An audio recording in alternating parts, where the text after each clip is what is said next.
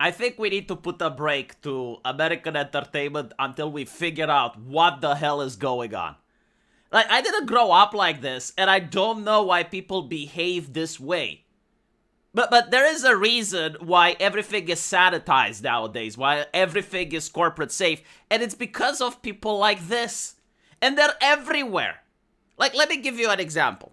There's this movie that came out a couple of years ago. It's not an awesome movie, but it's good enough. And it's a romance sci-fi thing, you know, which is kind of rare. I mean, you don't really get romance sci-fi. And the story is about a colony ship which is flying across the stars, and its journey is more than 100 years. And every single person that's on board, every single colonist, is put under cryosleep.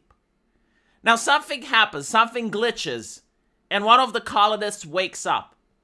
And he's alone in a ship where everyone else is asleep. And he knows that he is going to die without anyone waking up. And so for the first year of his life, he just goes around the ship, tries to make the best he can in order to keep himself entertained and not go insane. But eventually, he gets extremely lonely. Well, like, imagine, you know, your entire life, like, you know you're just going to be in the same place forever with no one to talk to, no internet, no video games, no novelty, no nothing. And so he's going insane. And what he does is he decides to wake someone else up. And so he looks through the database, he finds a woman that he likes, and wakes her up. Now, the two of them, you know, like, in the beginning, the woman doesn't know what happened. She thinks that it's a glitch with her as well. But then she realizes that the guy actually woke her up, and she's obviously incredibly aggressive about it. You know, she feels violated. She absolutely despises him. But then something happens. The ship malfunctions. That they have to work together in order to prevent the ship from exploding. And so they manage to save everyone. Like, they save all the colonists, they save everyone. And in the end, the movie ends up with the colonists waking up and realizing that there's been a problem. The original two people are dead, but their kids remain. Right? And so it's a romance sci-fi story. It's not real, it's fictional, it's not meant to glorify anything, it's meant to entertain. The characters are complex. Like, the guy is not supposed to be a moral individual, he's not necessarily a moral actor. He is a human placed in a difficult situation. It's kind of the same with a guy that's swimming, and all of a sudden he's drowning, and someone tries to rescue him.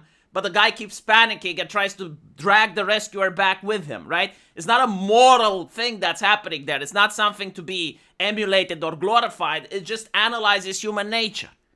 And it basically says that, okay, in his situation, if you were stuck on a ship and you knew that for the rest of your life, you wouldn't have anyone to talk to, would you wake someone else? Would you condemn someone to the same hell that you're being condemned to?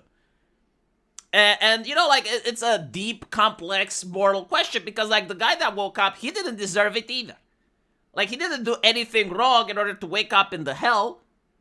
And so the question is, you know, like, do you blame a man that's drowning for trying to pull someone else with him when he's not doing it because of logic or reason? He's doing it because he's panicking.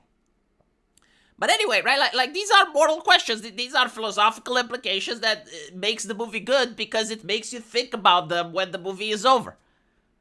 However, you have, like, the modern American woman, you know, the Karen, that goes on Twitter and it's like, oh my goodness, this is so scary. It's not like a horror movie. It's like, dude who you never met, who's obsessed with you, forces you awake so you can be together. And there is no one else to protect you. There's no bear in the woods. Oh my goodness, this is a stalker's dream. You know, like to me, the shocking thing is that they generally believe that men would want this. like they generally believe that men would want to be alone on a ship to just pick a woman so that... The lack of communication between the genders is mind-fucking. Like, who thinks this way? It's like, no one who watches the movie wants to be the guy. Like, most people are watching the movie and they're wondering, okay, if I was placed in that situation, what I would do. But, like, no one wants, Oh, I so wish I was the guy. I so wish I was in that situation. This is just seduction as romance at this point. Like this poor woman.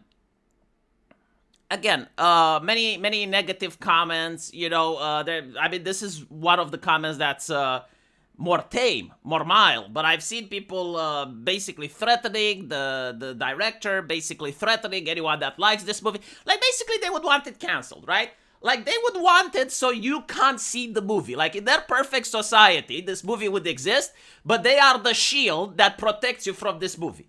And this is what I find disgusting. And this is why corporations keep making sanitized shit. Because if this movie is edgy, if this movie is too fucking much, then what else can there be allowed on the screen? Right? Like this is the absolute state that they have dragged Western entertainment into by constantly nitpicking, commenting, and bitching about the most trivial shit in fiction. No one has the courage of doing anything entertaining. And so China takes over, South Korea takes over, Japan takes over because the West is constantly listening to these weirdos online. The thing is, like, these weirdos always existed, but they didn't have a megaphone. It's like because society fails to censor the weirdos, that the weirdos censor society. Seriously, why do we have to live like this? Why is it that our entertainment is censored because someone else can't enjoy it? Or because someone else is afraid how other people think and they don't feel safe. And so they're trying to figure out what is the mindset of people, and it's like, oh, well, this guy watches this romantic show, he must be a rapist, I'm afraid of him, I'm scared. And their solution is to prevent that movie from existing. It's like, how does that make any sense, you know, like culturally speaking? But anyway, until this goes away, I suppose China and Asia specifically is just going to dominate the entertainment market.